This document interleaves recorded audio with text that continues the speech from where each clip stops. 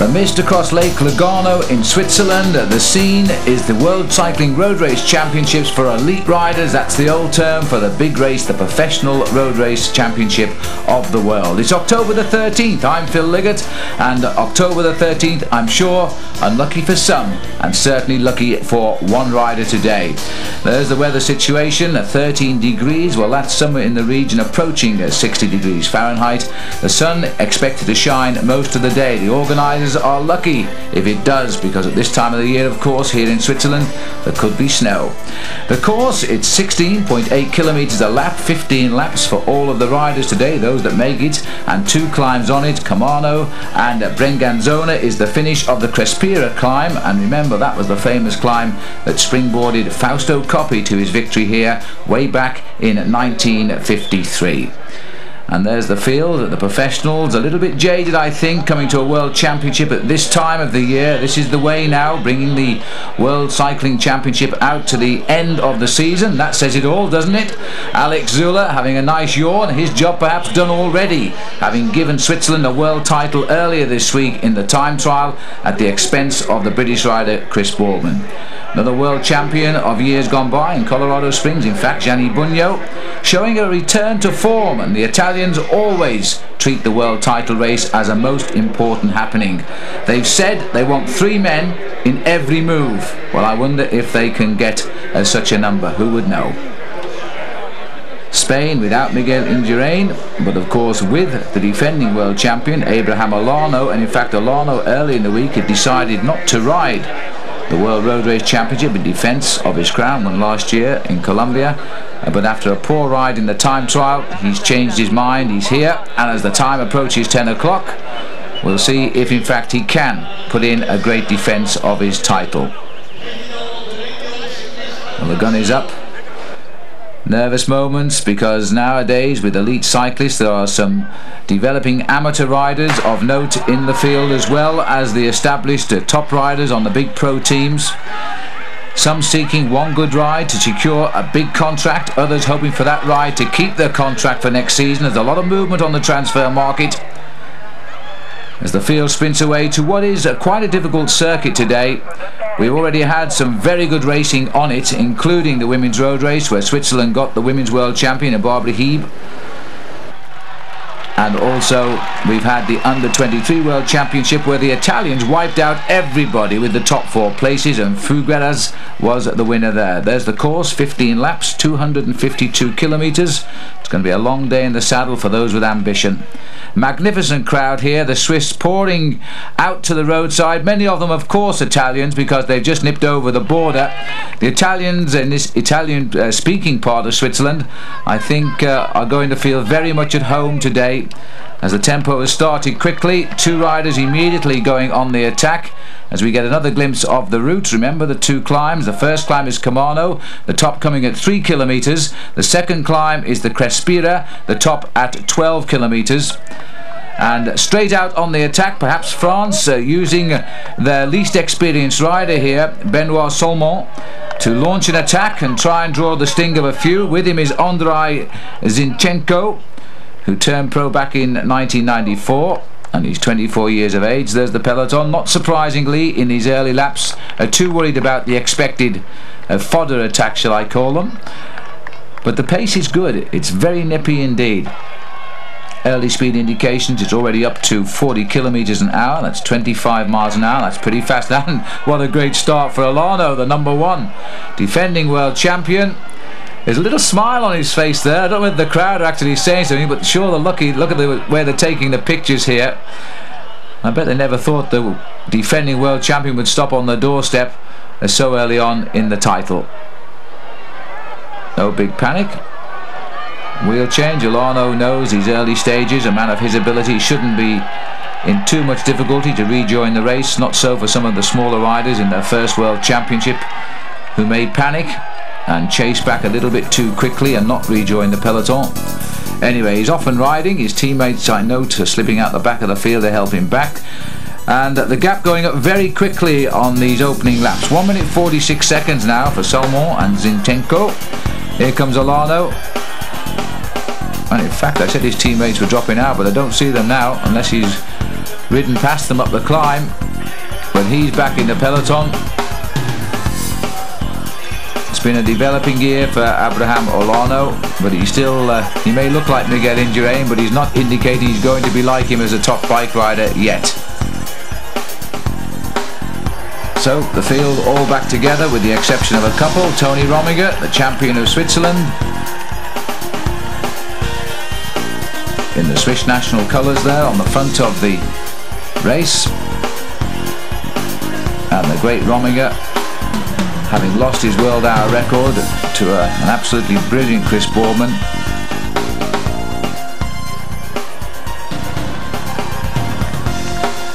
The field over the top of the climb, stringing out, but no big effort here at the moment. The gap, they've lost a little bit on the climb, have Salmon and Zinchenko.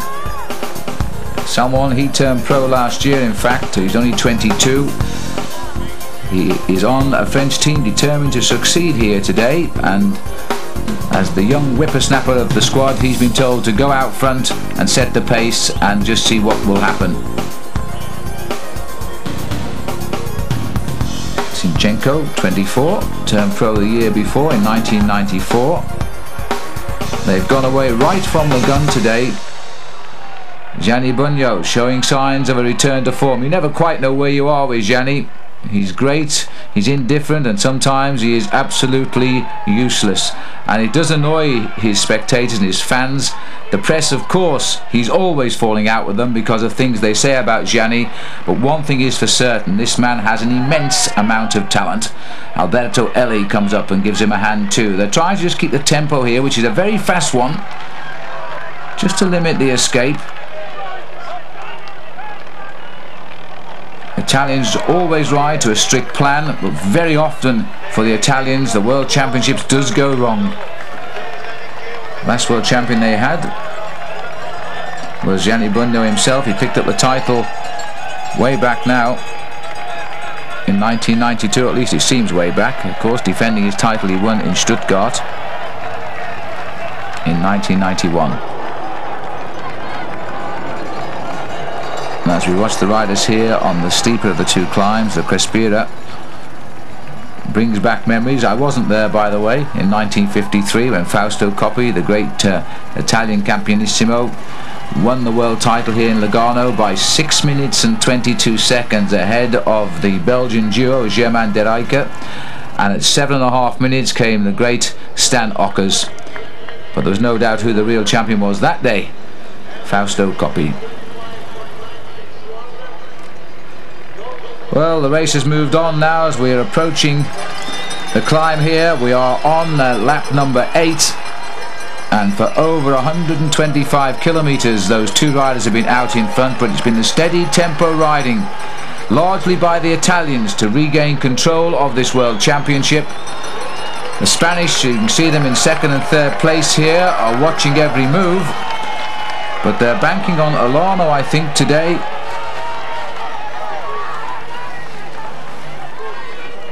Salmon knows that it's all over, but Zinchenko is going to just try and make the agony last that little bit longer. Salmon is going to wait as the field freewheel down as we move into now what is the action. In fact, that breakaway of 2, apart from set of tempo which will have shed a few riders, hasn't really done a lot of damage out there today. The French were not evident in defending for Salmon at all. They've hid themselves always in the top 10, keeping an eye on the action but not doing anything specifically. And now the field has wiped them all out.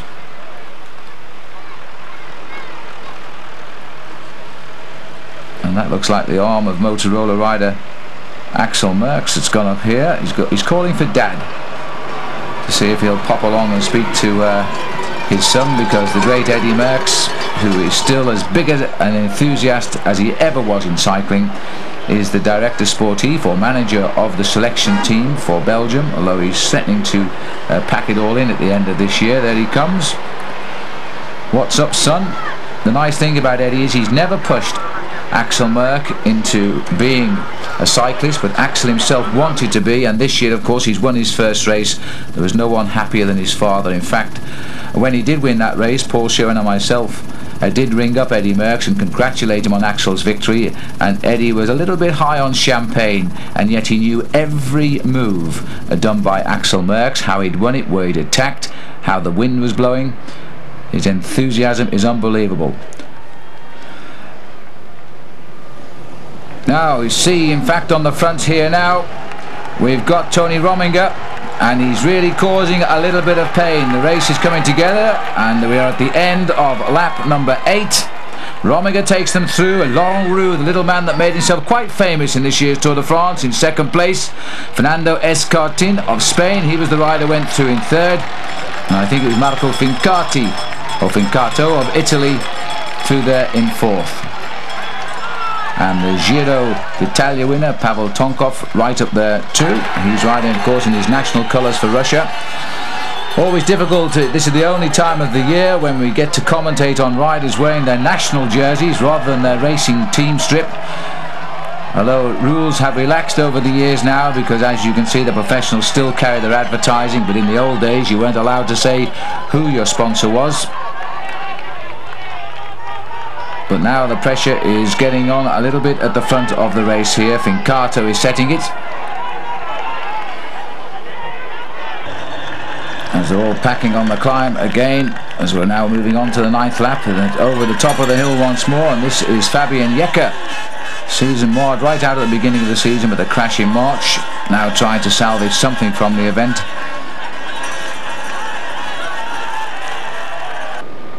Well, overall, of course, it's 15 laps, but any time now you would expect somebody to try and get away from the field. It's been a very fast pace. Very few laps have dipped inside 37 kilometers an hour. There's the average so far, 38.410. It's a very quick speed indeed. And a lot of riders sensing that the pressure is on here and the place is at or near the front. The white jersey of Max Chiandri also near the front. Had an excellent Olympic Games in third place. The Olympic champion, by the way, Pascal Richard, hasn't started, and despite the fact the race is here in his hometown, or home country of Switzerland, but I think mentally he's done for the season. He's got his gold medal in the Olympic Games, and to re-prepare for the world title just wasn't on for him. Times are changing now, of course, with the Olympic Games open to all cyclists, not just the amateur riders, and so now for the first time we can have an Olympic champion and a world champion. And one day, I wonder, we'll probably get the same man winning both titles. Shaverenko also watching near the front, a surprising rider, keeps coming up with the results. Rode terrifically well in Paris Tours.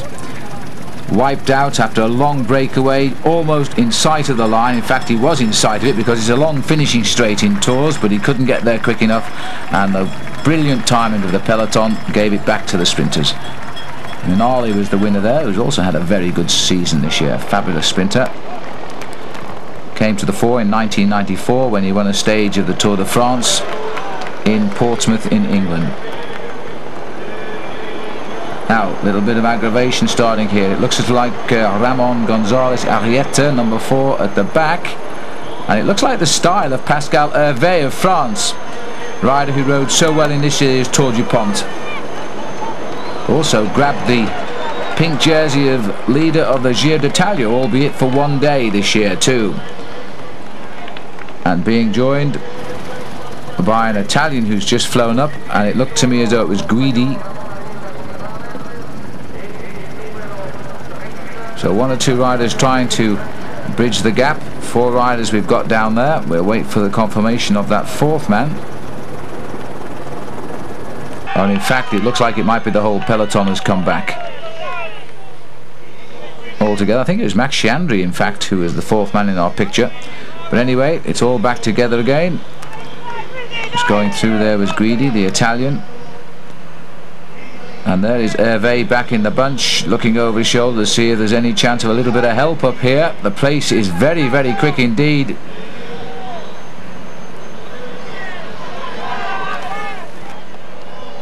Well, it's turned out to be a marvellous autumnal day here. And that is the list of the leaders of this peloton: Chanteur, Hervé, Guidi, Fedegato, Cuesta Lopez. And they, in fact, they've cracked, because this is a group that's gone clear. And there's a lot more riders here than they've just told us, because we've also got here Klaus Moller of Denmark. The other Frenchman is Pascal Chanteur, as well as Hervé. Number 20 is Ferragato, who's had a brilliant end of season, hasn't he, with his World Cup victories. Zuller setting the tempo with Rominger at the front. To the Swiss have got Mauro Gianetti, and there he is on the far side in this leading group, but he is the only Swiss rider, I think, who's made it. Cuesta Lopez is the man setting the pace for Spain. There's Gianetti. Oh no, there's another Swiss rider here, and that is Oscar Camazin of Switzerland.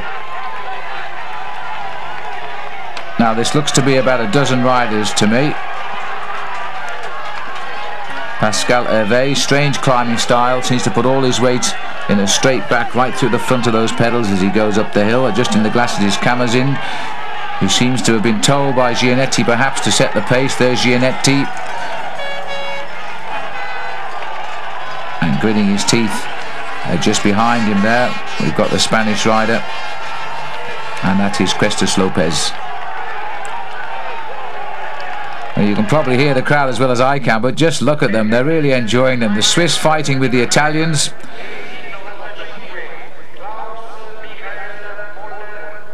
Logano getting the championship at a late stage, comparatively so, after a little bit of problems getting the organisation to settle down where the championships would be this year. But here they are, they've made a great job of them, and they've been pretty lucky with the weather. They've had a wet day for the time trial for the men, won by Alex Zuller. But apart from that, the weather has been quite kind. But it's always a risk, and will be for the foreseeable future, to put on these World Championships at a time of the year, especially in the Northern Hemisphere, when you can expect the weather to change quickly. But the gamble certainly has paid off here. The organisation is excellent, and the crowd, as you can see, apparently numbering around 150,000 around the circuit. And you can't complain too much about that, as Camazin is setting a hot pace here. I think he is the man who's been told to go and do something. Keep this speed high. There's some good riders in this breakaway.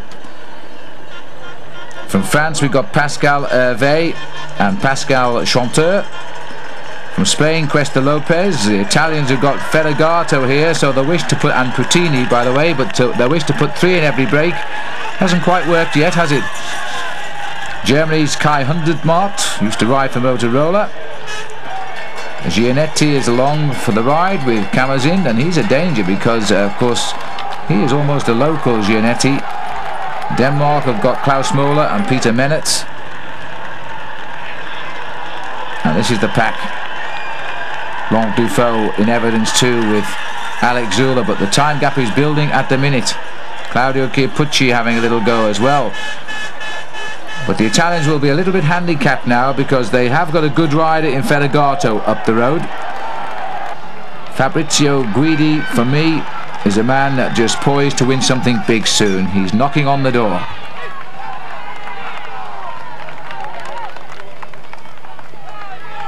'95 is Klaus Moller. Somebody's opened the door and left a little bit of a gap, and it'll have to be shut down. We come behind Guidi, who's sitting on the wheel now of Hervé.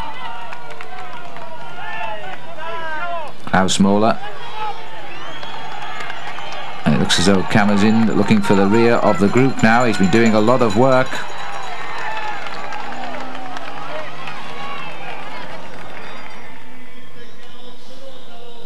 Now that really does look like an autumn picture as the riders approach the feeding station. Very difficult for professional cyclists at this stage of the development of the calendar, because the season's starting now really in January, racing all over the southern hemisphere, and by February you've got the traditional races in the south of France, and then you have all of the classic races followed by the 2 big tours. And Italy no longer a race that it can be called a preparation race for the Tour de France. It's a race within its own right. People are saying it's no longer possible to win both. I'm sure someone will prove us all wrong sooner or later. Johan Museeuw. It's his birthday today, by the way, October the 13th for Johan, his 31st birthday, and he's made the split as well. The only Belgian rider to do so. Giannetti wearing 41. I guess that makes him the leader of the Swiss team. And it would have been nice, I must say, to have seen the American Bobby Julich in this breakaway, simply because he's having such a great end of term. A marvellous Vuelta de España, where he finished as well, where he was the leader. I think it was for 9 days as the king of the mountains, and then finished 9th overall. So he should have a lot of confidence now. Apparently he's been bombarded with offers to turn pro, but it appears at the start this morning he was speaking to journalists and telling them that he was accepting the offer from Cyril Guimar's team, Cofidis.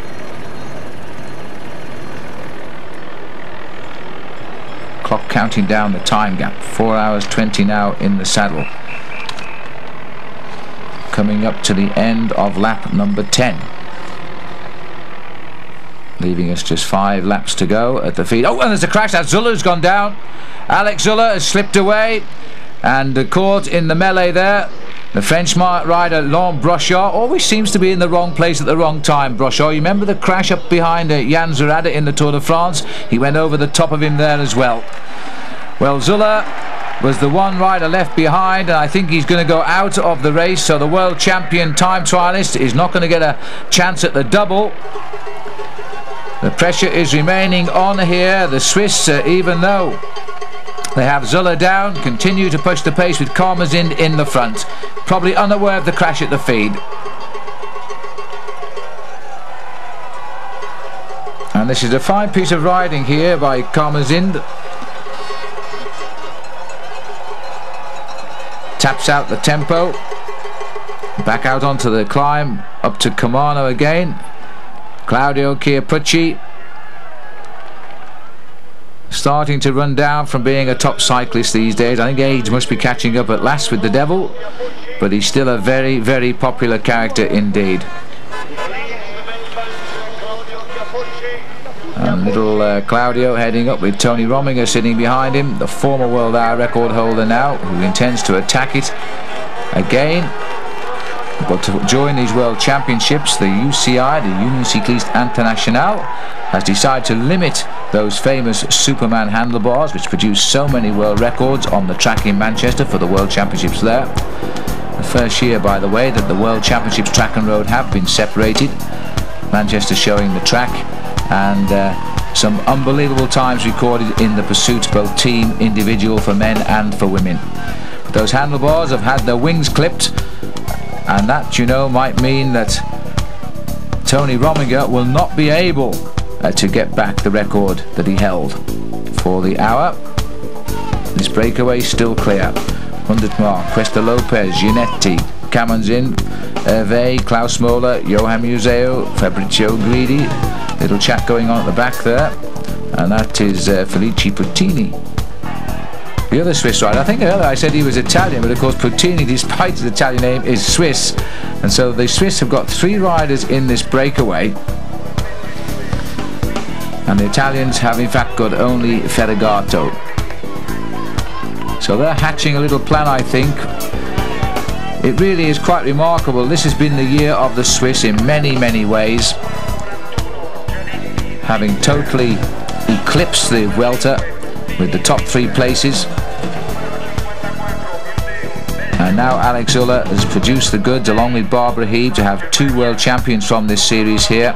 And now in this breakaway they've got 3 riders, and with Giannetti, of course, he is the man most likely to succeed. He's made no secret about the fact he wants to.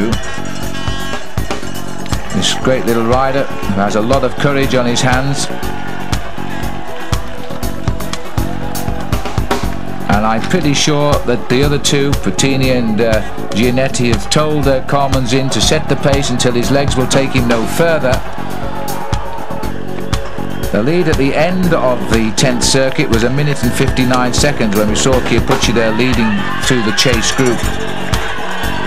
The Italians, again, for my money, have made a mistake. You know, there may have been a slight disruption of the tempo as well with the crash by Zula in the feeding station.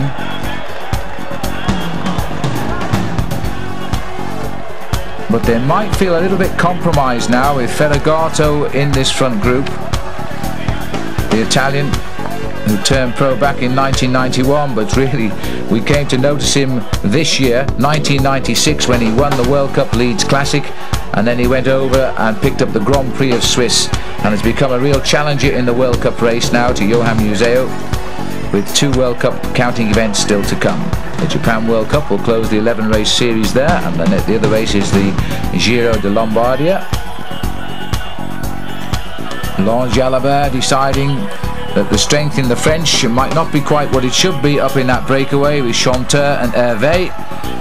Jalabert looking for somebody, itching in fact for somebody to start a reaction, and then he wouldn't get blamed for chasing down his teammates. Nicola Bartoli, another man enjoying a fine season, slipped onto his back wheel. I think it's Dufaux of Switzerland who's the marker for the Swiss teammates out front.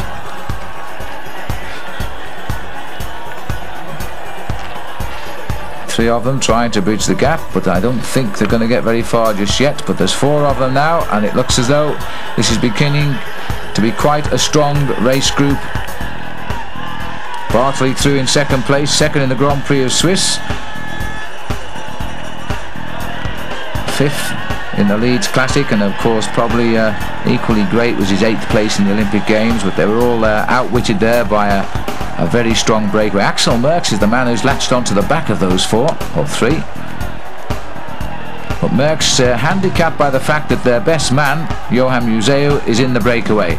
And you know, so talking about Museeuw, we have not seen Museeuw do any work at all in that breakaway. He's either taking the pace a little bit hard or he's working the odds out against him. He's the only Belgian rider in that front group.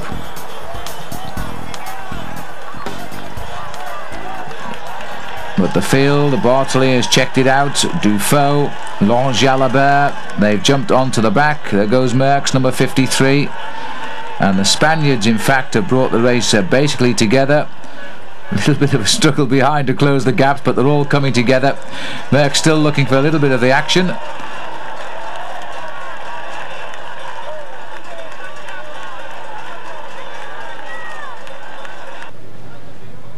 And back to the feed, and news has reached us now that in fact Alex Zülle did not continue. He's pulled out of the World Championships, but not too seriously hurt. It does seem strange commentating on a world title when the leaves are on the road like this. Karmazin and Museeuw, maybe I did him an injustice. He's right there now to the right of our picture, bringing the race through. Karmazin briefly slipped back into second place, but not for long. He is definitely the man who's been designated ride until you drop by his teammates. He's doing all of the work here, coming through to the end of lap number 11. As Karmazin takes through Klaus Mola, Kai Undertmark, Mauro Gianetti, Ferragato, Museeuw, Cuesta Lopez, Chanteur. It's about all the eyes could gather in at that time, but they're all there. Kai Undertmark, he made his mark when he turned pro by a fine 5th place in the World Championships. Again, a man who has had big moments but never really been consistent. He rode with Motorola briefly. He's now gone across to Telecom. The last World Championships too for the Motorola riders without their team leader Lance Armstrong.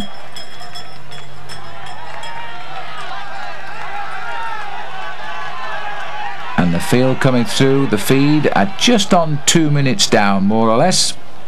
Well, by the time they get to the finish line, it'll be more than 2 minutes. It'll be the best part of 3, because there's still a little ride to the finishing line.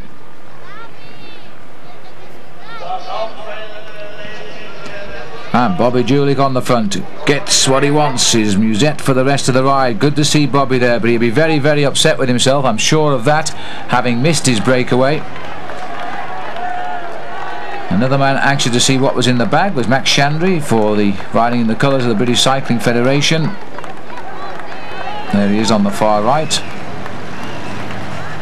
And now through the finishing line, and yes, the time is slipping away. It's now going to be 2 minutes 41 seconds.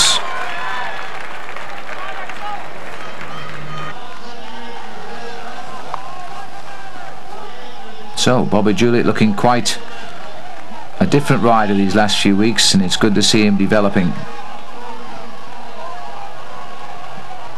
All of the Motorola riders that seem to have found themselves contracts with all the top teams around the world, which gives you some idea of the respect that that team has held. Very sad indeed to see the loss of the American sponsor, who have been that most gracious sponsor, staying in the sport for 6 years.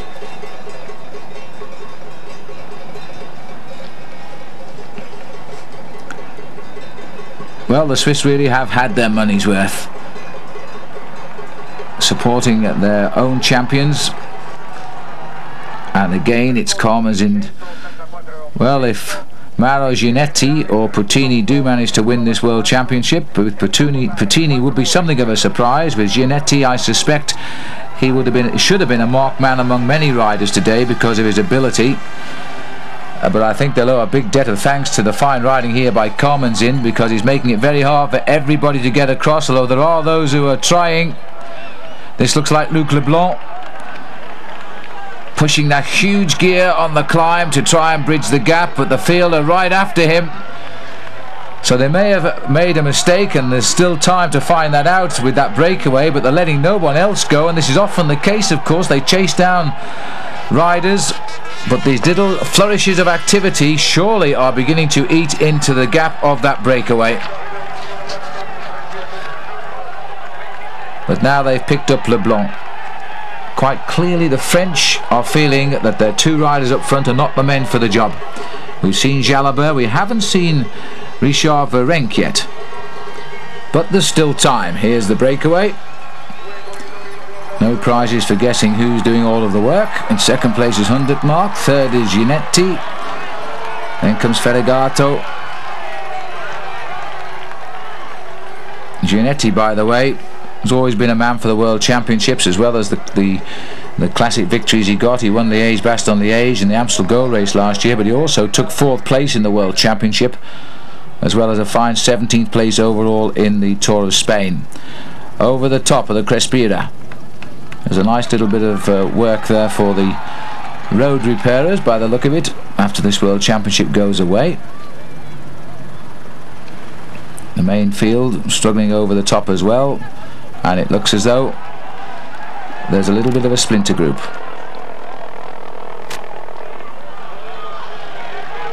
Massive crowds, and the pressure being applied yet again. This is the chase group, and they're trying now to split up this bunch, and it's the Swiss riders who are pushing the pace. A little bit surprised about that. Axel Merckx is following. There's Rominger on the left of our picture, and Laurent Dufaux. Almost a conversation going on there. Merckx looks over his shoulder to see what's going on. Jalabert is mixing as well. This is a tough one up the climb this time. Little bit of decision time as the top boys pushing these enormous gears as they do in professional racing these days. And the power of that group of very talented bike riders is hurting the peloton. Back with the leaders now. Feregato swings off to our right.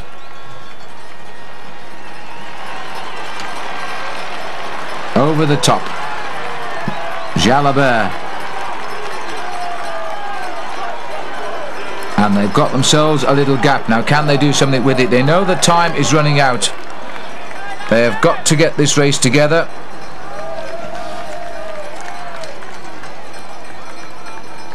And they're trying desperately to get something going here.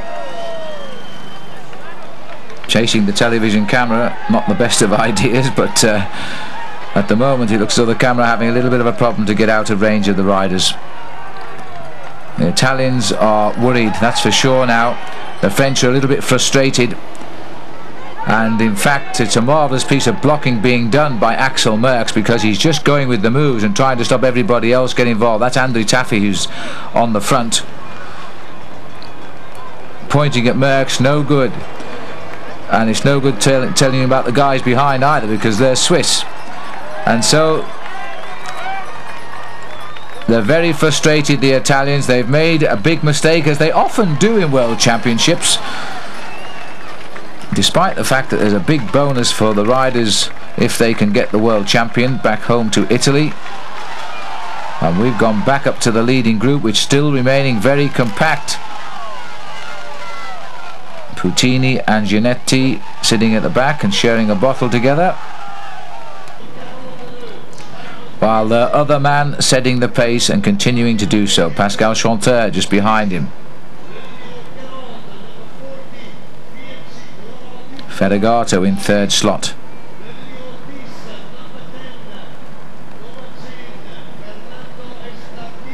Well, everybody in this breakaway clearly aware of what the instruction has to be to Oscar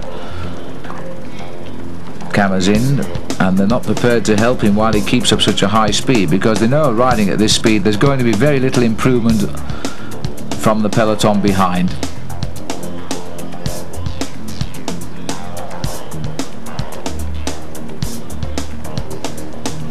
Marks talking to his team car down below.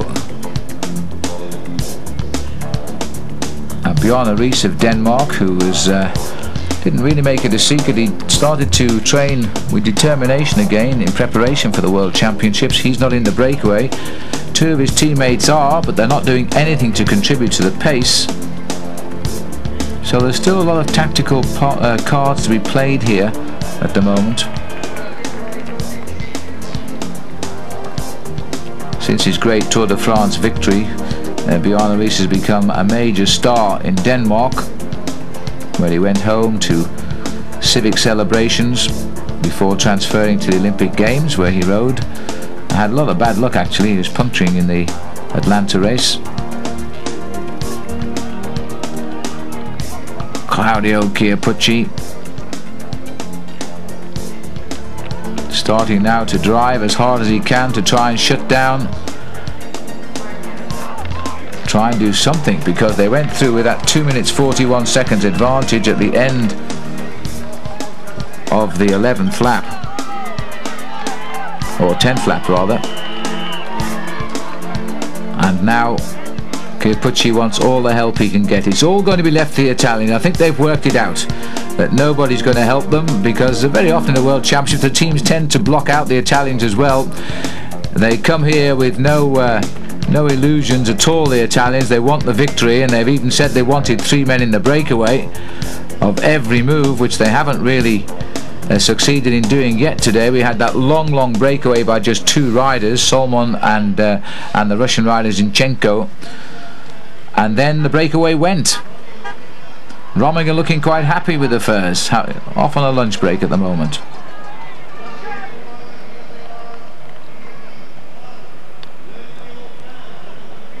And the Spanish riders, we haven't seen hardly anything of Abraham Olano, apart from when he punctured. On the climb again, and to the cowbells he knows so well. Camazin sets the pace.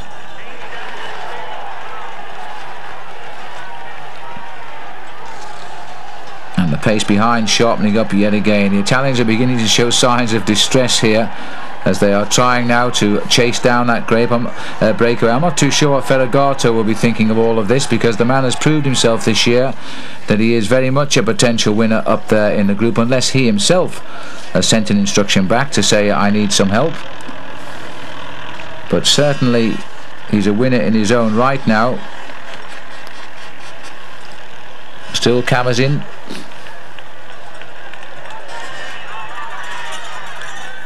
There's Puttini, number 45, for the last 2 years, the champion of Switzerland on the road, but that's really more or less the only race he seems to win.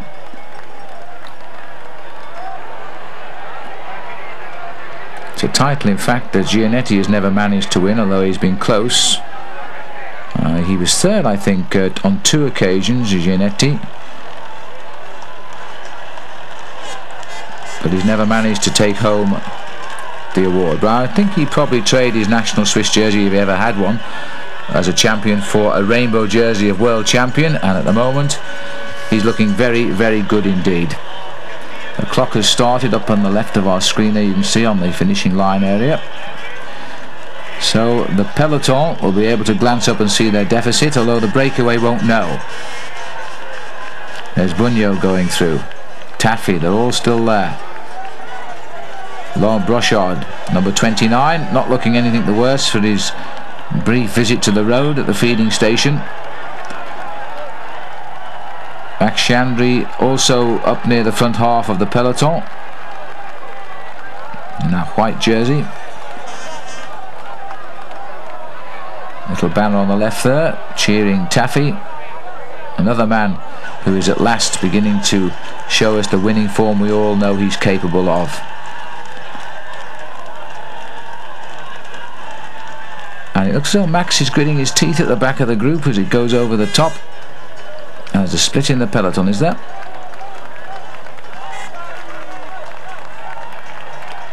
Minute 42. Well, the gap has come down quite dramatically because of all this furious activity here, largely by the Italians as we come through towards the end of the lap. And I think word has reached the front group that there is a change of pace and ideas at the back because the gap is closing. Number 91 is Peter Mola. Kamazin has got himself back onto the front. Pascal Hervé as we come towards the end of lap number 12 now.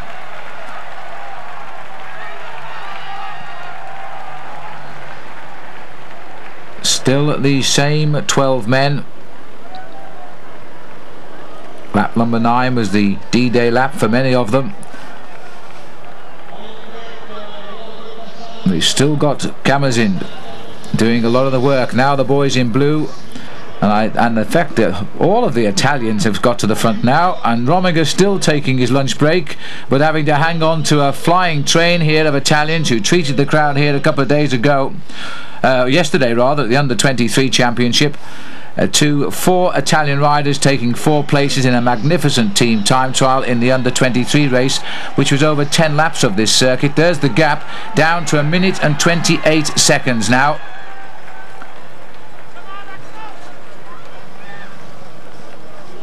The boys in blue. I rather like the new Italian strip, I must say.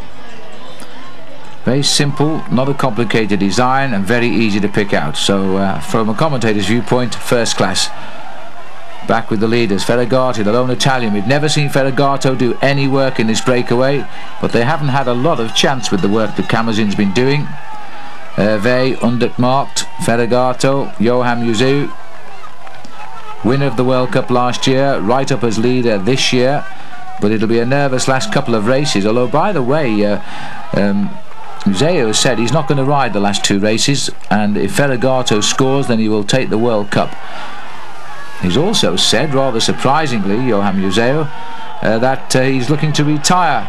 He's getting a little bit tired of riding a bicycle. But as one Belgian journalist said, he always says that at this time of the year. Well, he's in the breakaway and he hasn't done much, and it is his birthday, so that's a nice incentive today. And Belgium could do with a world champion, let's face it.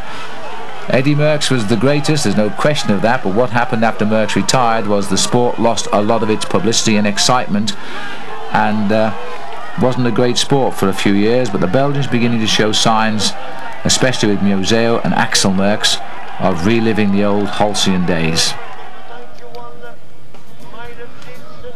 Well, if you were to give medals away or match of the day awards, then I think Oscar Kamazin would receive one today for the work he's done in this breakaway. Every lap's a bonus from now on, I would think, for Oscar.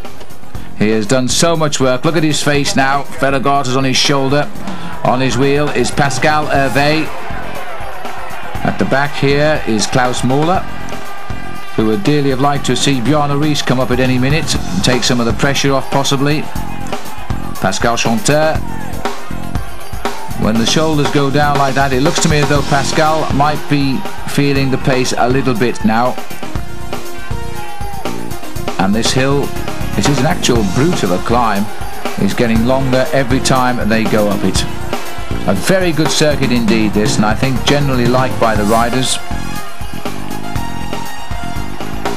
Puttini, number 45, on the wheel of Ferragato. Over the top of the climb.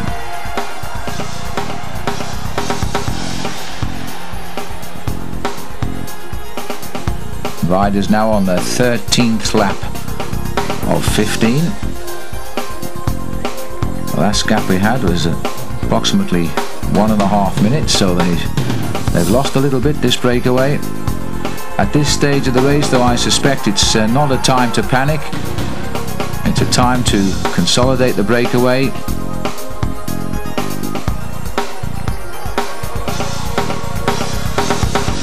Karmazin, whether it's up or down, it doesn't matter. He's still in the front. And there's a workmanlike group here, which has got clear of the peloton this time. That's now down to just on a minute. A minute and 2 seconds, and the Italians are moving their men forward. There's 3 Italians certainly in this split, led by the big man himself, Gianni Bugno. Nicola Bartoli is there. A minute 2 is the gap, so it's looking a little bit precarious for that breakaway of 12 now. And they can't really afford now to let Karmazin continue to make the pace. They're going to have to give him a hand, or they're going to be swept up. And I think 1 or 2 names in that breakaway are not going to want to like the thought of letting back into the race now some of the top names, least of all the Italian riders. And Bugno, I think, has his tail up right now. They're saying now 58 seconds, so it continues to fall. The blue train is on the front.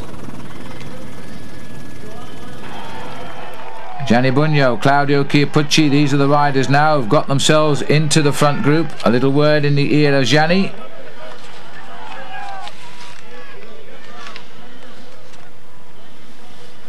And David Rebellin is the other rider who's trying to come up and give them a hand too. Another man who's developed really well this year and found himself. He's in 2nd place at the moment. Looked like a winner of the Giro d'Italia for a long way, and then he cracked up near the end. But even so, he became quite a star in this year's Tour of Italy. There he is in the yellow crash helmet. Again, you see, riders have the right to wear or not to wear crash helmets, and the Italians particularly seem to have chosen not to wear them.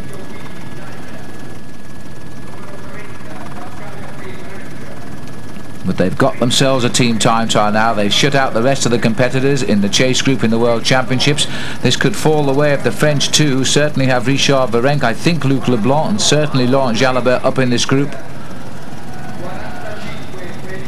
Laurent Dufaux is also here. Now the Swiss are marauding at the back, allowing the Italians to do their work but not offer them any help.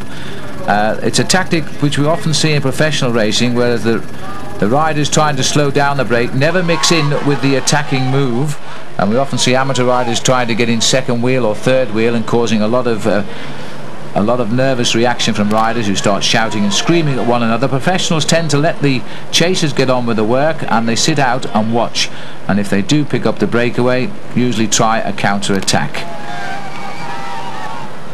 Pundit marked in the white jersey of Germany, Ferragato in the blue of Italy. Nobody showing to be really weak in this breakaway, I have to say that, although 1 or 2 tend to be struggling on the climb, and I feel a good attack by somebody might split this into 2 groups straight away. But at the moment they're all content to follow Karmazin, although I'm sure by now they have been told that the gap by this chase group is now only a minute behind them. There's Puttini, 2 times champion of Switzerland. Chanteur, Ferragato, Museu. Well, he's done nothing at all in that breakaway, Museu. Gianni Bugno brings them around the corner, licking his lips. Superbly talented rider, twice a world champion. And Moreno Argentin, I think early on I did tell you Moreno Argentin, Bugno was champion in Colorado Springs, but of course it was Moreno Argentin who's recently retired. And Bugno much more recently a world champion, of course, because he picked up his titles in 1991 and 1992 in Germany and in Spain.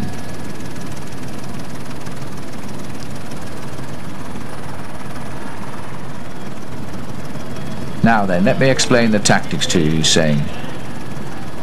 It's quite simple, work together and bring back the breakaway. And quite clearly they haven't got any faith in Andrea Ferragato, because all of the Italian teams are into the action at the front of, all the Italian riders rather, in the action at the front of that group. This is the leading group, it's still going strong, but sooner or later somebody is going to have to attack, I think. Riders now approaching nearly 6 hours in the saddle. It's time to start the next phase of the World Championship. And it could well be that it is now about to commence here. But the Swiss are the riders who are doing all of the tempting to try and reorganise this leading breakaway. Hundekmarkt went with them on the right and is going to continue being chased by Johan Museeuw. So Kai Hundekmarkt attacks. Those big legs pushing a heavy gear, but the man who's quite clearly been paying attention right throughout this breakaway, despite the fact he hasn't been working, is Johan Museeuw. He's caught the wheel of Hundekmarkt. He's looked over to see if anybody else is going to join them. There's a counter-attack coming. I think it's Hervé and somebody on his wheel. Might be Ferragato. We'll check him out as they come up. It's Ferragato, in fact, who is now the first man to join. Oh, there he is. Hervé was just in the crowd line. He's on the wheel and it's all over. Gianetti comes across. Camazin, Ferragato. But they have split the group here. There's only 7 of them left. Poutini is gone. The Danish riders have both gone. Peter Menert and Klaus Moller. So they've been dropped on the climb. They might get back on the descent. You may remember the very, very plucky riding by Linda Jackson in the women's race. What an excellent race that was, won by Barbara Heeb. But in fact, Linda was in that 3-woman breakaway, constantly dropped on the climbs and clawed her way back up each time, and deservedly took the bronze medal in the end for Canada. Just award for a very determined lady. And this is another attack, and this time Museeuw is now trying to hurt them as Hervé's job to chase him down, followed by Hundekmarkt. And Museeuw, having counted the first move, is now trying to hit them again on the second climb. And look at this now, Museeuw staring at them and saying, well, come and get me. And they have. And a good time to attack is on the capture. Hundekmarkt, he must be feeling very, very strong today to go again. But Hundekmarkt has gone.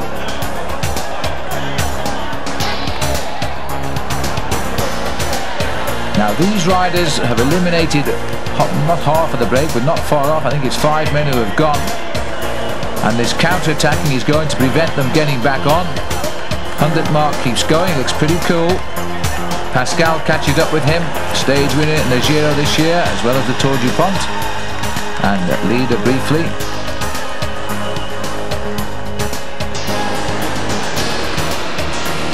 Mauro Gianetti is having a little dig on the road now. He's going to see if all of these attacks has weakened anybody, as Gianetti quickly shadowed by Hundekmarkt. Ferragato tries desperately to latch on over the top of the Crespira. Well, this is about 4 kilometres or so, slightly more from what will be the finishing line. But at the end of the lap at the moment. Here comes the chase group, and that series of counter-attacks in the breakaway has pulled out a few more seconds. 65 seconds now over the top of the climb. There, and sitting at the back, Laurent Brochard. I'm not sure whether he was in there all the time, whether he's actually coming on from the second group on the road. Down into town. 65 seconds the gap. And that's Poutini in the white crash helmet, so he may have got back to the breakaway. This looks like Claudio Chiappucci now. Well, this is turning out to be quite a race here, because we often do see breakaways go clear in the World Championships, but they really are just for the ride rather than the victory. But I think there's a real sense now in that chase group that the breakaway may have already have gone in this year's World Championship.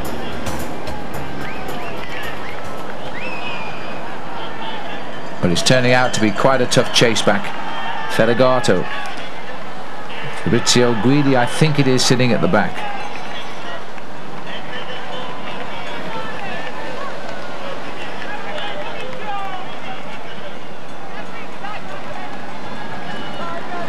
And this Very smooth, fast descent, good road surface, nice and wide. Of course, those white lines feared by all. It had been raining down here, but thankfully it isn't.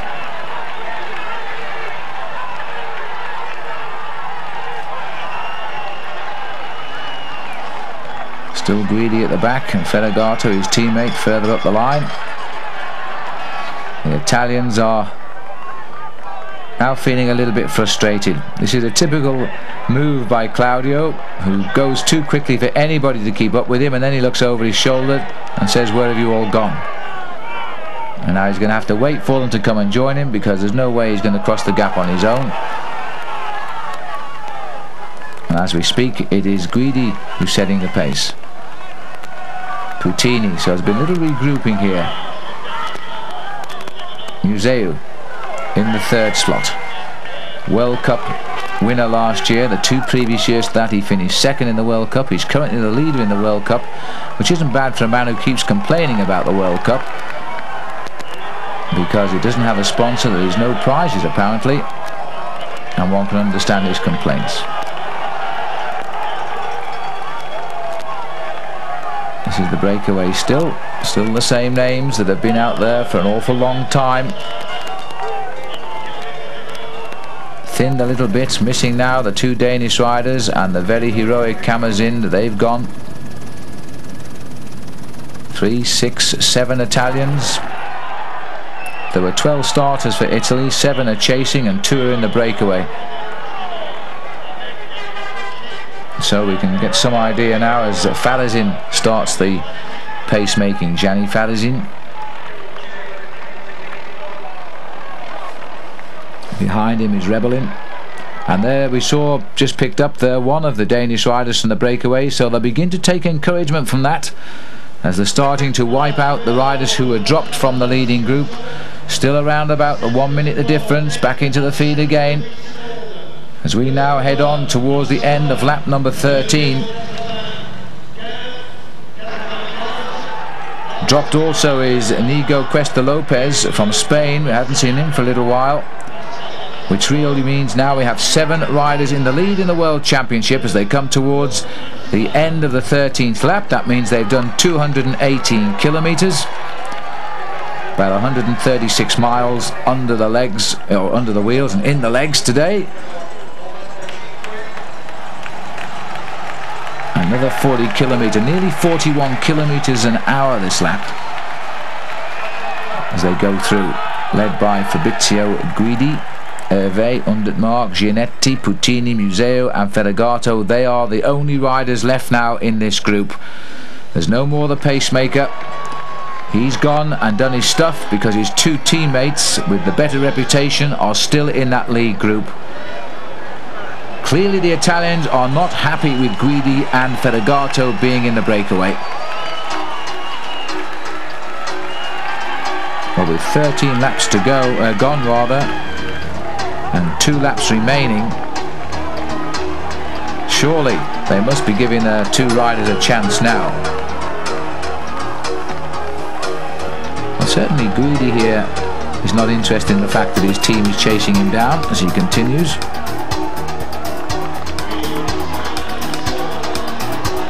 On to the first climb of the lap at Camano. Over the top at 3 kilometers on the circuit. It's only a short one.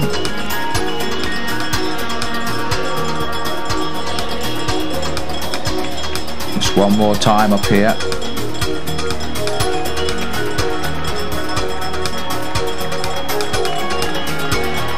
Little Ferragato sitting there at the back while his teammate Guidi sets the pace and keeps it nice and high. Pascal Hervé's been very impressive here, but he really is not a man to win from this quality of breakaway. He's not a sprinter for sure, and there's no real hill to crack them on and stay away until the finish, and that might be what the French are thinking as well. Time check around about 55-56 seconds. And now Guidi, you see, has done all of the work on this climb, and so quite clearly he's had a chat with Ferragato, and Ferragato sitting at the back and taking advantage of the pacemaking is the Italian who may be dreaming of a rainbow jersey.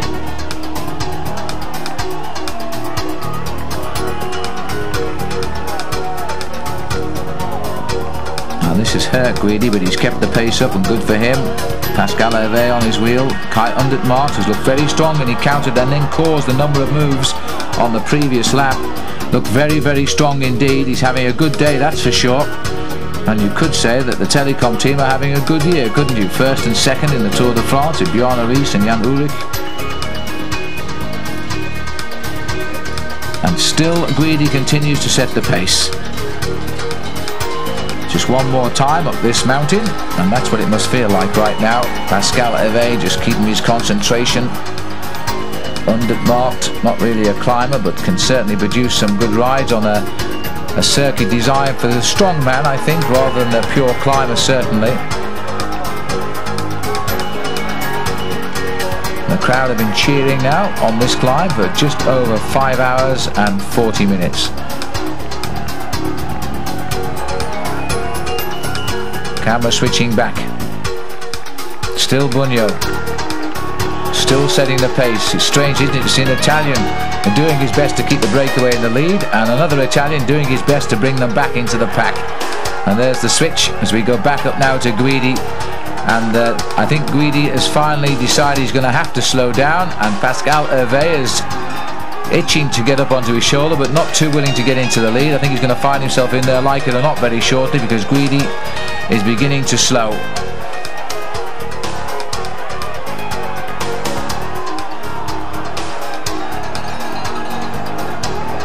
We're now slightly over 220 kilometres into the race. The 252 scheduled, so just on 20 miles left to go, if you prefer miles, 32 kilometres. Which means around about 40 minutes still to ride. And this breakaway may well have decided this race even yet, because the Italians are having an awful job and they're committing a lot of strength with a lot of big hitters back there, and they're not getting up. Johan Museeuw sits at the back about a length off, just sitting up there and soft pedalling as he went over the top of the Crespira.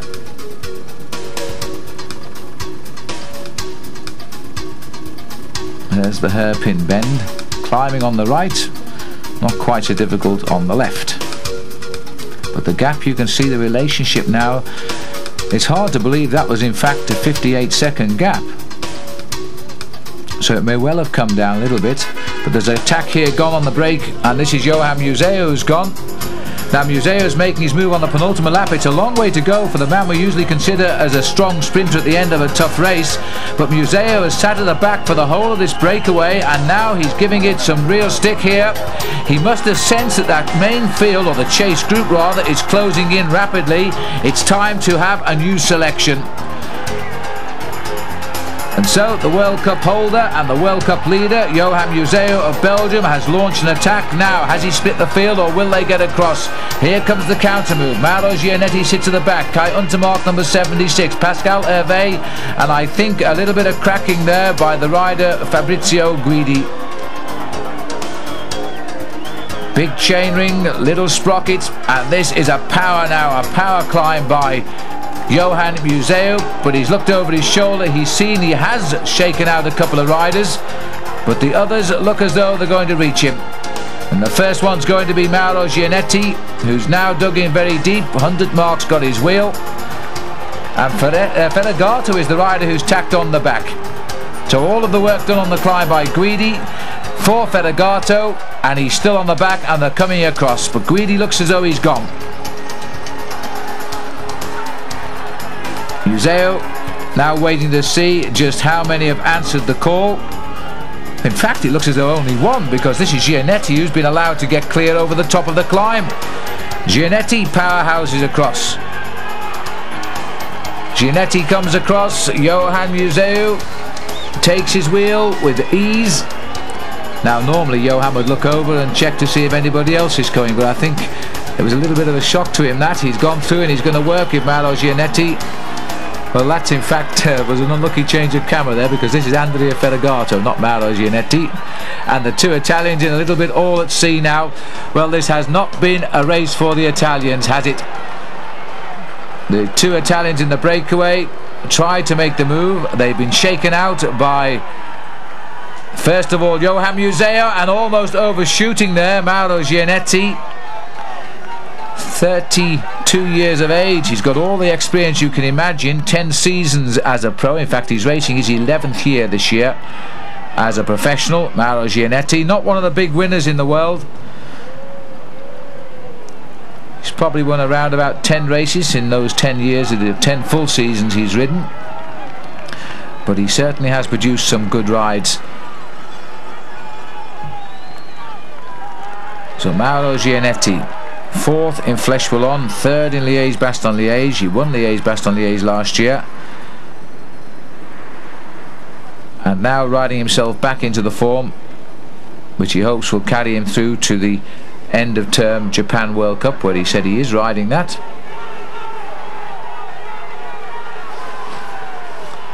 Well, that was a good move by Museeuw. The Belgians have waited a long time to cheer a winner, and I think if he stays away he won't feel too worried about Mauro Gianetti. But riding, of course, Gianetti doesn't jump him on the last climb of the Crespira, because if he does, then of course there'll be no chance for Johan to use his sprint.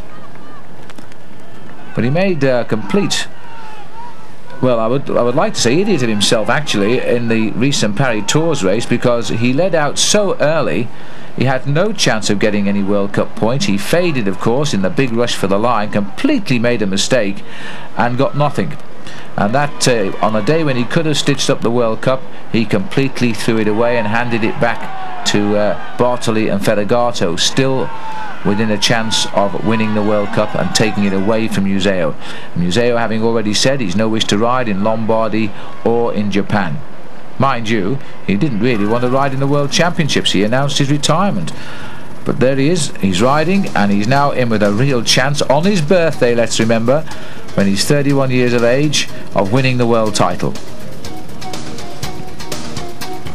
Last world champion was Rudi Darnens in Utsunomiya in Japan in 1990.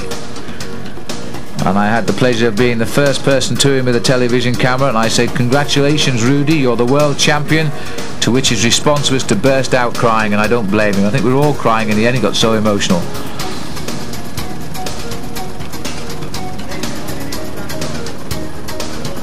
So Johan Museeuw seems to have refound his enthusiasm for the sport. Only a few days ago he'd lost. And I take my hats off to the Swiss this week. They have ridden to the occasion. They've been in the action and given the Swiss fans something to shout about at every event in the World Championship Series. And now we've got the big one, the blue ribbon of world cycling, the World Road Race Championship, and again they've got a Swiss rider in at the kill. I think they'll be feeling a little unsure he can take the rainbow jersey. They will hope he can jump away on the last climb if they stay clear. This is what's left of the breakaway. And Puttini there sitting at the back having a drink and enjoying watching the 3 other riders in the chase. They're far from safe, by the way. The bunch is still... This is the return of the 2 Italians. Ferragato, who is doing the pacemaking at the moment. Oh, this isn't he. This is actually Andre Taffy who's coming up here. These are men from the back who are joining the front. This is a complete change around here, because they are reaching what was left of the breakaway. And this is quite amazing in the end, because this is a total switch around here. So there are changes at the back, and very shortly that breakaway, I think, is going to be wiped out by the chase group, because the Italians are reaching the quarry. They will know then that there are other Italians, Ferragato, have been washed away from the lead, and they will also have been told, no doubt, by Ferragato or Guidi that these 2 have gone clear.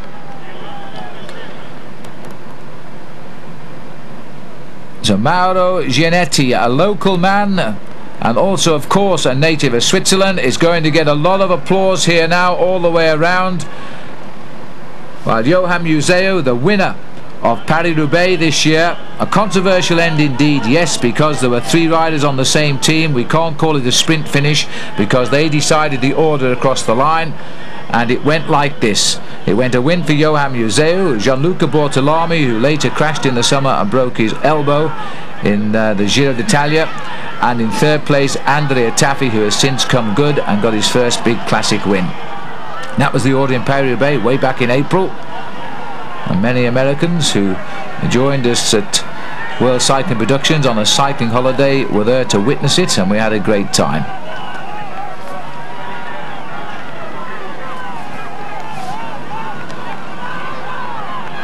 You won't find Gianetti now reducing the work rate.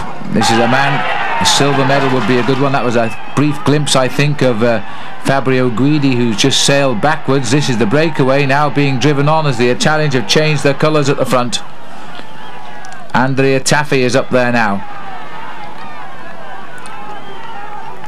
And of that breakaway, the Italians have still got to do a lot of work to pull back these two. The gap is on for sure. Mauro Gianetti rode the World Championship for the first time in 1988, and he finished 5th. In the same year he in fact finished 7th in the Tour of Switzerland. But in his first 3 years as a professional, he only ever won one event, and that was in his first season back in 1966. 1986, I'm sorry. He's not quite as old as that. There's nothing to, when you look at the faces of these two, they're telling us nothing at all, are they? They're both climbing very, very strong indeed. Last big climb now of the Crespera, and then it's on to the finish. And finally, they'll hear the bell, and it's 1 lap to go. 1 lap of 16.8 kilometers, just over 10 miles.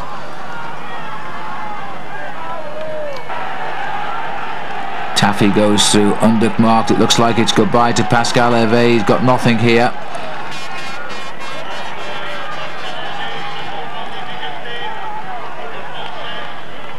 Puttini is gone. Here's the gap.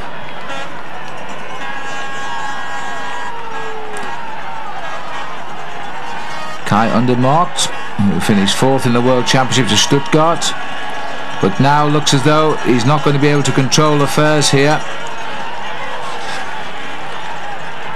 And Andrea Tafi, determined to reach those leaders, has come through, and he's still got a fresh pair of legs, it seems, on the inside ring. But a lot of fight here as Andrea Tafi now starts to move clear in pursuit in 3rd place. What a great climax this is going to be to the World Championships. Andrea Tafi, the rider I first saw win stage when I'd never heard of him in the Tour of the Americas a few years ago. And now, this year, the winner of Paris-Brussels, his first big classic win.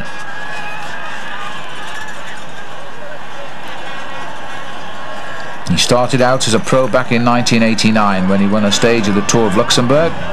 And now Richard Virenque for the first time. The French haven't had things going their own way at all in this World Championship, yet the strong men have all been there watching and waiting. Now they've seen Pascal Hervé in trouble. They're going to have to do something about it. All of the cheers, not surprisingly, reserved now for the local man, Mauro Gianetti. Johan Museeuw, his only worry at the moment, and it's a big one, because Museeuw will feel very confident he can beat Gianetti in the sprint. Although in fairness, Museeuw not the great sprinter as you get older, and he's a day older today because it's his birthday. You tend to lose your speed and you become more of a stayer.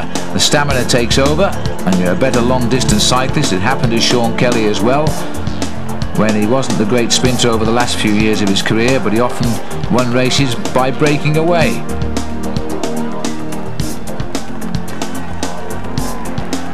Over the top of the Crespera again. Here's the style of Andrea Tafi.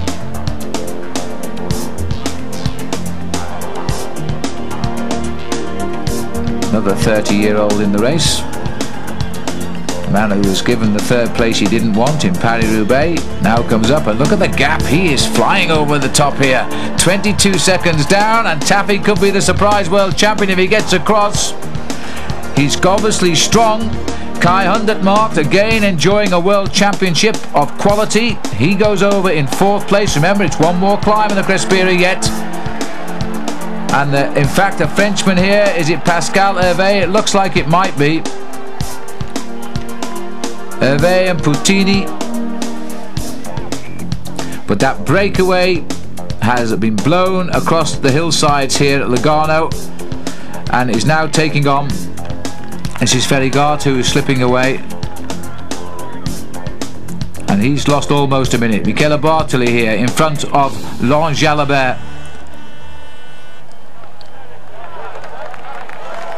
And it looked as though the little rider there for Spain was Escartin, who's trying to pedal across the gap in third slot.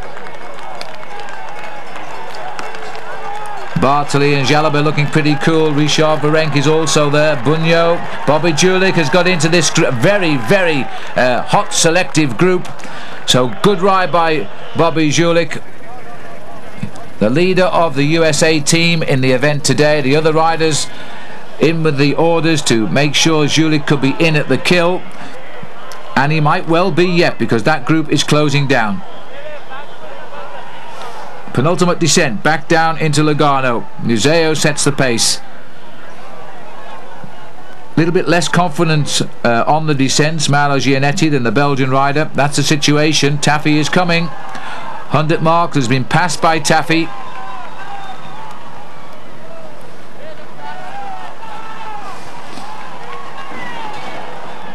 And these last 2 years, Andrea Taffy has turned him from a hot domestique into a team leader.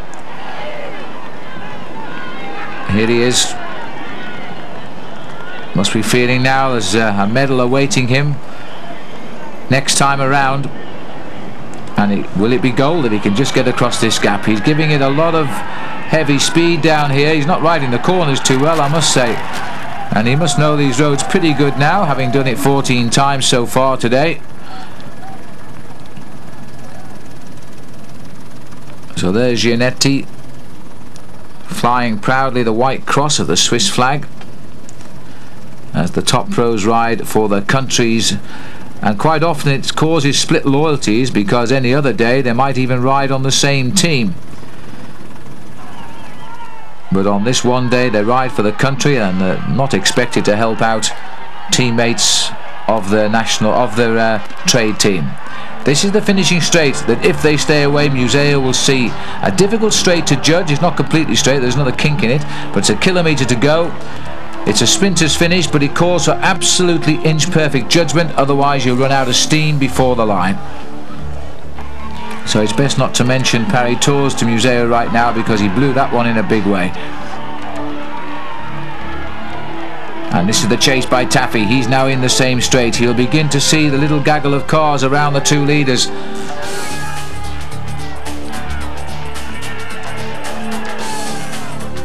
Andrea Taffy won a stage of the Tour of Britain back in 1990. In the summer of the same year, he won 2 stages of the Tour of America, or Americas, down in Florida. Now the move from France, is this it? Because they've got themselves organised with Virenque and Jalabert. But I'm not so sure about that. But there is the winner of the Tour de France in at the selection now too. Bjarne Riis has got up here. Well, they're leaving it late, but it could be a grandstand finish. Approaching the finishing line, the bell this time. At this moment, just about 17 kilometres left to ride. As they come up to the line, just on 6 hours of riding. We're going to get a time check now across the board. Huge cheer for Mauro Gianetti. Johan Museo is back, probably tingling with excitement now. The chase down coming from the Italian Andrea Taffy, and a reorganisation of the chase group here. They've slowed it right down. They're going to throw this away if they continue like this. Escartin dancing away on the wheel of Jalabert, who looks a little bit frustrated. Bjarne Riis is up into 3rd place through the feed here, but the gap is still big, at least between this group and the 2 leaders. Taffy is the one who could give us the problem. Well, not give us the problem, I suppose, but certainly give the Swiss-Belgian tandem a little bit of trouble. 1 minute 6 seconds. That was Hervé goes through. They are still caught in between. Now this is the group here, led by Jalabert, Bartoli. Romigan is still in here too. 1:21 to Bartoli. Bobby Julich leads over the best of the rest. A great ride by Bobby.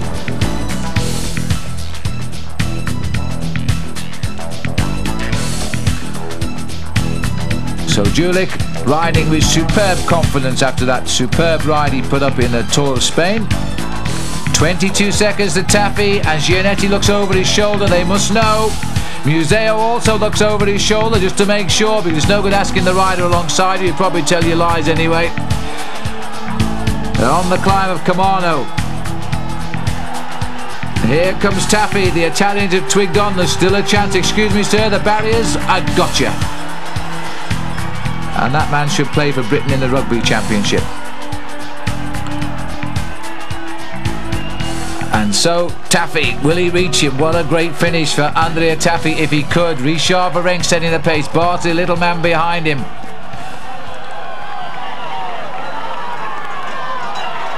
This climb, I wonder. I don't think Gianetti will go on this one, but he's got to go on the next one.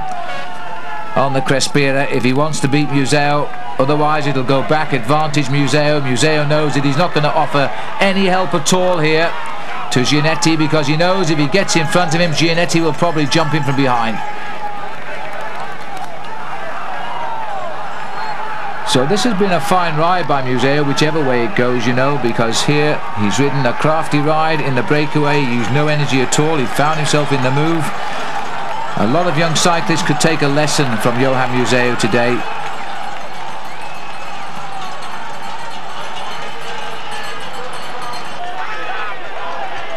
This is the chase.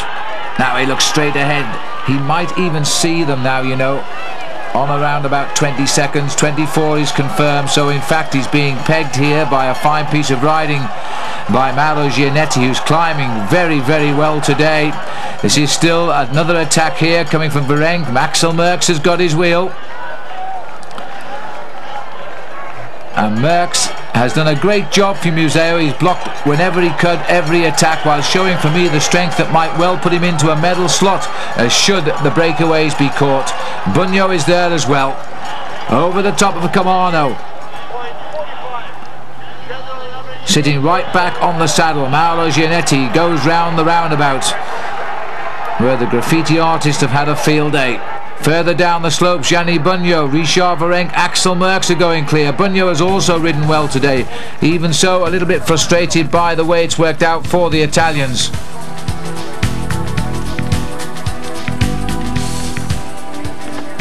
Gianetti never even asked for the help of Johan Museo. He knows the situation. He knows Museo will not help him. Gianetti will be seen as the climber, Museo as the sprinter. Into his inside ring now, Museo. The need for the big ring not quite so necessary, because it was needed for the attack that broke up the breakaway. But now it's a matter of conserving just enough strength to take the world title if Taffy doesn't zoom up at any moment. I think it's down to 3 now. I don't think anybody else will reach them. Taffy, even his chances are beginning to look a little bit thin because he's not coming quick enough. And here the Italian is ready with his flag for Andrea Taffy, but I think the gap is opening up, and it's all because of the climbing of Mauro Gianetti.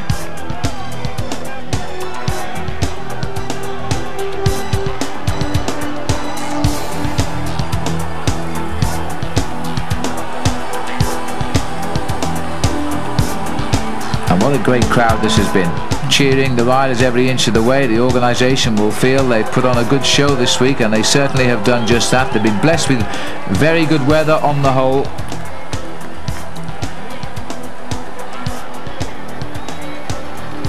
But the riders, I know, particularly Johan Museo, doesn't like the season going quite so long, taking the World Championships into the month of October, and the second week of October at that. They feel it's making the season just that little bit too long. I think what we're going to see in the future is riders planning their whole racing year with holiday break-offs in between, and so you'll see riders do well early on and then literally take time out for 3 or 4 weeks and then start to come back and build up for the world title events. Others will ride the Tour de France and forget the World Championships, but I think that's the only way these riders are going to survive now what is a tremendously long year at the top level of racing, a sport which has now become even harder than before, I think. This has been a very, very fast championship today. The average speed isn't going to be far away for the whole distance of 40 kilometres an hour. There is Taffy. He's forced to climb on his big chain wheel. But I don't think he's going to catch up now. Look at the clock. Maybe the French will claw their way back into this, but I don't think they're going to get up to the leader now. This is Richard Virenque. Bugno can't really, can he? Not when Taffy is still up there, and he's just seen, I think it's Michele Bartoli rejoin, so the two Italians now, as Richard Virenque nips over the cobbles. And it looks as though Richard again is going to fly the French Hope in the World Championship. He won a medal in it last year. No, 2 years ago actually.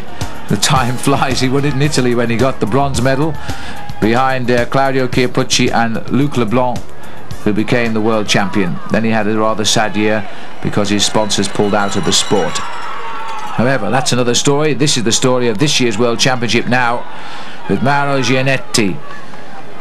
Never afraid to work. Johan Museeuw looks as though he's trying to dodge the workload even on the descent here. I don't think Johan is riding that well, but he knows if he can contain Gianetti, he should produce the power sprint that would take away a rainbow jersey at a time when he would least expect it. No finer day, of course, on your birthday. And an acceleration now by Museeuw. Not exactly waiting for Gianetti. Well, he is now. He's sat down. Gianetti takes a break. But Museeuw not wanting to do a lot of work here. I haven't seen a team car come up, but I would presume that somebody, Eddy Merckx particularly, would have told Museeuw the chase by Taffy looks as though it's foundering.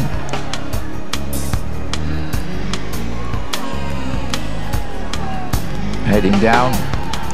It's going to be a very nervous finish now, especially for Mauro Gianetti, who hasn't been able to do anything at all about Johan Museeuw.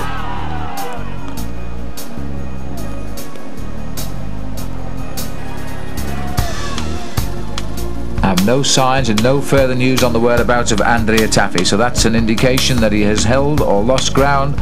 We know there is a group coming up. Virenque is in there, so too Axel Merckx, Gianni Bugno. No further news of them at the moment either. But now they are saying that 54 seconds now is the gap to Andrea Taffy, so he's out.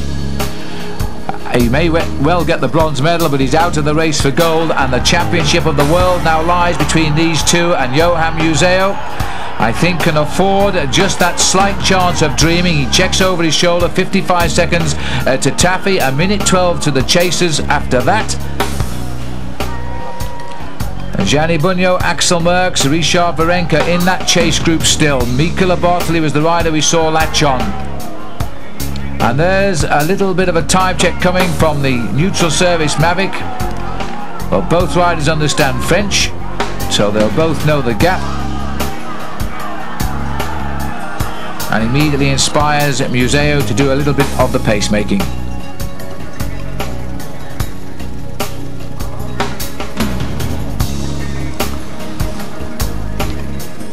So Museeuw was the man who had a dig on the climb of the Camano.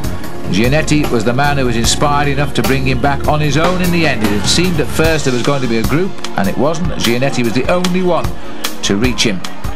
This is the chase group. Bartoli, Virenque, Merckx. Bugno does not appear to be here. And the gaggle of cars up ahead, you know, I think these riders are catching Andrea Taffy. There's the confirmation of this group. I think Taffy is just up the road. He is. So Andrea Taffy is being caught. Can he hang on for that bronze medal? We've gone back to the leaders now and licking his lips in anticipation. Johan Museeuw of Belgium. The two most recent world champions from Belgium, Claude Quequillion and Rudy Dahnens. Quequillion winning at Barcelona in 1984.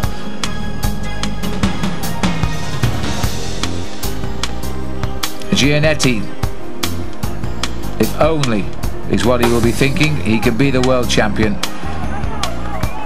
the most revered jersey of them all, the the Arc-en-Ciel, the rainbow jersey, and winning it when you live very close to this circuit will be something really special. But I think, although my heart may be with Gianetti, I think it's going to be a near impossibility. Little tap there on Richard Virenque from Nicola Bartoli, because Bartoli must not be seen, of course, to be catching up with his teammate Andrea Tafi, although I think he's been doing a fair bit of the chasing in that group. The Italians deciding that if you can't win the gold, then you race for yourselves and take what you can, by the look of it, because there's Bartoli now taking across Virenque and Merckx, two pretty dangerous riders, to the back wheel of Andrea Tafi. So now there are 4 chasers and 2 leaders. And Bartoli also developing now into being a great rider. The Italians seem to have so many of them. They've virtually dominated the classics this year.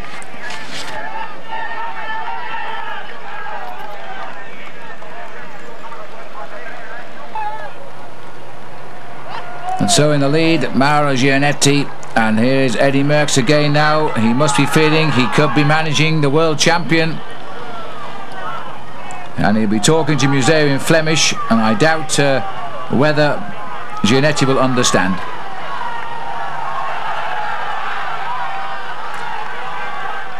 Still, we have the 4 chasers, and let's not forget that Eddy Merckx's son Axel is in that chase group, and Merckx must be feeling very, very proud indeed.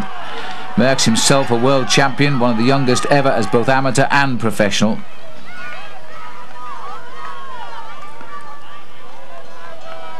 Just the last climb, the nervous moment for Johan Museo. He doesn't know quite how strong, and neither do we for that matter, Gianetti is. The Crespera could decide this championship. At this stage of the World Championship back in 1953, there were no such worries for Fausto Coppi. He was already 6 minutes ahead of the rest.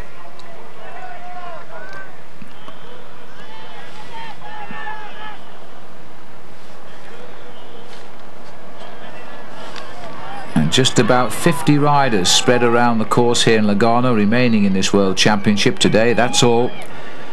The sort out coming around about lap number 9 when the first breakaway built up, and then the last couple of laps have been vicious. Attack and counter-attack. There's a quality chase group, we've seen it, but I don't think it's going to get up to these two now.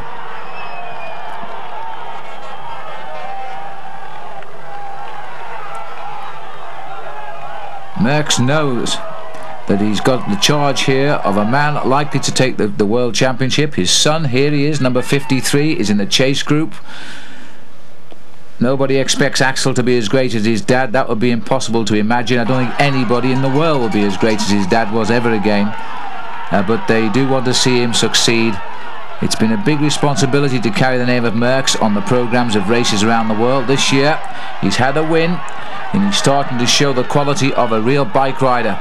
But right now he's playing the ace role of defending for Johan Museo, who is now going to keep control of Mauro Gianetti on this climb. Mauro really could do with a little bit more spring in his legs and accelerations, because if he just sets tempo like this on the Crespera, then Johan Museo will have no trouble at all following his wheel. He's got to lift the pace and try and crack Museo. And Museo knows if he can just hold on to his saddle, he'll win the world title in the sprint. That's how confident he will feel now. And this is a very steady climb here by Gianetti.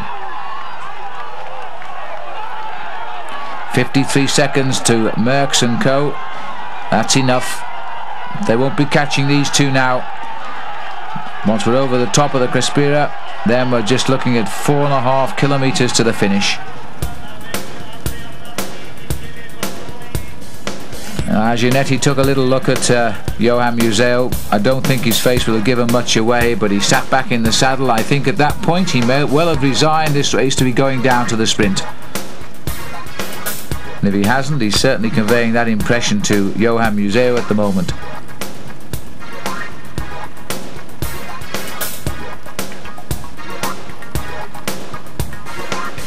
And applause there from the helpers on the roadside as well as the spectators. They're witnessing here a great breakaway by Gianetti. Now further down the Crespera, there's a little bit of action from Bartoli. Taffy was holding on but still keeping his composed rhythm.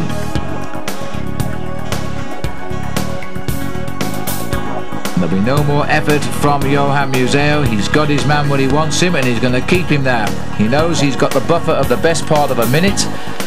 He's too experienced a pro rider, having won stage of the Tour de France, the green jersey in the Tour de France, the World Cup and the lead at the World Cup. He knows all about pro bike riding. He's without doubt Belgium's #1 cyclist, and he's now making a serious bid to become the world #1. And this is from a rider who announced he was going to give up cycling just a few days ago. Well, he can't give up now.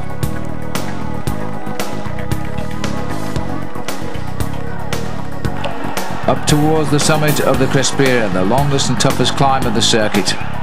Massive crowd waiting to see who will be first up. You see the road and the nasty little drag it is up towards the summit. It's a backbreaker really. They've now climbed it 15 times, Gianetti. And this is the acceleration? No, a little bit of a lift of speed perhaps, yes, but no trouble at all for Museeuw. Sorry about the little bit of problem with the pictures, but that's due to interference from the helicopter signals from the motorbikes, which have been pretty good today. And this massive crowd strain forward now and they ask themselves the question, can Mauro Gianetti finish off a great World Championships for Switzerland, and in fact a great cycling season for the little country as well? We'll soon know now, because the finish is not that far away. Here they come side by side, the two men who for the last 2 laps, best part of, have been partners in the World Road Race Championship. And in fact Johan Museeuw took a good look at Mauro Gianetti and decided now he has no further worries on this climb, because he's continued to go forward. He's forced Gianetti on his wheel. That will do them around the world of good as they come over the top of the Crespera. And now we're looking at 4.8 kilometers to the finish. No sign of anybody chasing through that lovely crowd that's enjoyed a brilliant World Championship. In fact, all of the World Championships here have been of extraordinary quality this year. The Swiss should be proud of themselves as organisers as well as athletes. And there's an attack here, and it's gone by. I think Bartoli has gone. He's been chased immediately by Axel Merckx. Going round Richard Virenque is Andrea Taffy. He's still got some fight in those legs, but that is Michele Bartoli who's gone, and Merckx has gone for him. And surprisingly, Richard Virenque hasn't got the power there. He's labouring on the back wheel of a non-climber in Andrea Taffy. Remember that Virenque won the King of the Mountains in the Tour de France for a 3rd year in succession, the first time since Claudio Chiappucci that has been achieved. But Virenque now is finding the season also a little bit long. Our clock's counting down. 1 minute 1 second now to Michele Bartoli and Axel Merckx. A little bit further back to Andrea Taffy and Richard Virenque. And Virenque in fact has got the lead there over Taffy as they go through. But there's even a gap here on the way down. I did say earlier that Mauro Gianetti is not the best of descenders, and he's allowing an awful lot of gap to Johan Museeuw on the way down towards the line. Something Museeuw will have also have noted, of course. It takes a few more risks than Mauro. We saw Mauro almost overshoot earlier on a bend, on a left-hand bend it was as well. So a little bit nervous going down. There's the gaps, 1 minute 1 to 2 chasers, 1 minute 10 to Virenque and Taffy. Here comes a very disconsolate Jalabert, shakes his head. Well, he's seeing a World Championship slip away from him now, over 2 minutes back. But Bobby Julich is still there. Goes over at the tail of that very select 3rd group on the road now, behind the 2 leaders, and there they are. Gianetti is back, and Gianetti now is going to gamble on being number 2 rider till they spot that finish, and then will open the sprint, I suspect. Museeuw might have different ideas. They've got such a lead now, there is a chance they could afford to slow right down and manoeuvre each other into the position they want, but you mustn't do that for too long, because the chase group could wipe you out. Museeuw and Gianetti, I suspect the two respective leaders of their country teams in this year's World Championship. An incredibly successful performance, or performer rather, Johan Museeuw, now aiming to finish off terrific career as a world champion. Finish off probably the wrong word. If he does win it, he must go on, he can't retire. The Belgians wouldn't allow him to. He's just making sure that the riders behind aren't sneaking up. He's going to sit on the shoulder of Gianetti. No, he's not. Gianetti wants his back wheel. He's going to offer it to him. He mustn't think about the misjudged finish of Paris Tours. Right now, he'll have all the confidence he requires over Gianetti. He won't expect him to beat him, but you know, complacency often means the other man gets the better of you. Gianetti will be hoping for something of a miracle as he sits in the right position. Very often as you approach the finish, the top sprinters do manoeuvre the other man into the lead. They use their experience, but it seems here that Museeuw isn't worried about that. There's the kilometre. This time they really mean it. After 15 laps of the World Championship, we have done 251 kilometres. There is just one left to go now.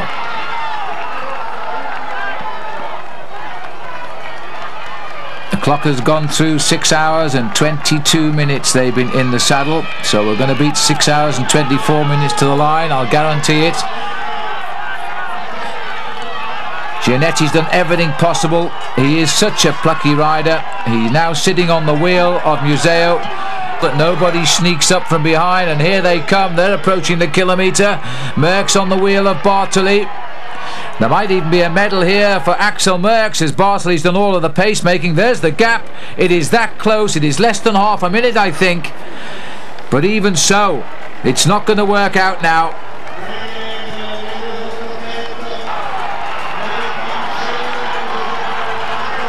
Slower and slower. Those two riders behind are closing in. We're going through the pits, a grandstand for all of the helpers. They're going to see, and not the riders speed through snatching bottles this time, but two riders going extremely slowly towards the line, gambling everything. Gianetti will not come over Museeuw until the last possible moment, and Museeuw will just watch his every move. Museeuw, a man who's won on the track at Paris-Roubaix. He knows all about these sorts of finishes, and he was watching at the right time as Gianetti goes for the shortest way round to the line. Gianetti now, has he got the inspiration of a Swiss rider? But no, look at the speed of Johan Museeuw. Johan Museeuw is the world champion, 1996. There is the time, 6:23:49, almost 40 kilometres an hour. The sprint not very much further down the road, being acted now by four riders, and Bartoli, Merckx, Virenque and Tafi, and it looks as though the Italians will have to be happy with the bronze. Or can Merckx get off Bartoli's wheel out of this corner? This has been a great ride by Axel Merckx, but an inspired sprint by Nicola Bartoli. He gets bronze for Italy. Axel Merckx a brilliant fourth. Richard Virenque fifth for France. Andrea Tafi gets sixth place for Italy. Now back to the next group here. This is the race now for seventh place. Surely Jalabert, disgusted as he may be, will try and finish this off. Bobby Julich has got the wheel of Tony Rominger here. Julich continues to become a star of the future as he now heads the line, racing for seventh place. As they come up to the line, though, it is going to be right on the line. On the inside was Laurent Jalabert from David Rebellin, and I think Tony Rominger, Julich was in there. He lost a bit in the sprint, but he might scrape into a top 12 finish. This is the sprint in slow motion now. You see the power of the true sprinter of the breakaway, Johan Museeuw. He knew at this point the world title was his. You have to feel sorry for Mauro Gianetti, but why should we? He's finished second in the World Championship.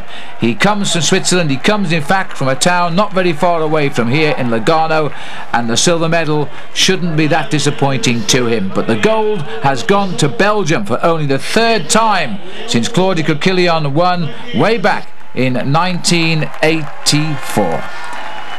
So a rainbow jersey goes home to Belgium. That'll do a lot for the sport there. The Swiss have seen a great World Championships, and there are the three medal winners. A disappointment, I think, on Mauro Gianetti's face, but he shouldn't feel too bad. The Swiss certainly won't. They've had a great time. Hein Verbruggen, the president of the Unicycliste Internationale, congratulations for Mauro Gianetti as he gives him the silver medal. The bronze will go to Mikola Bartoli. The Italians again riding a very strange race, as did the French.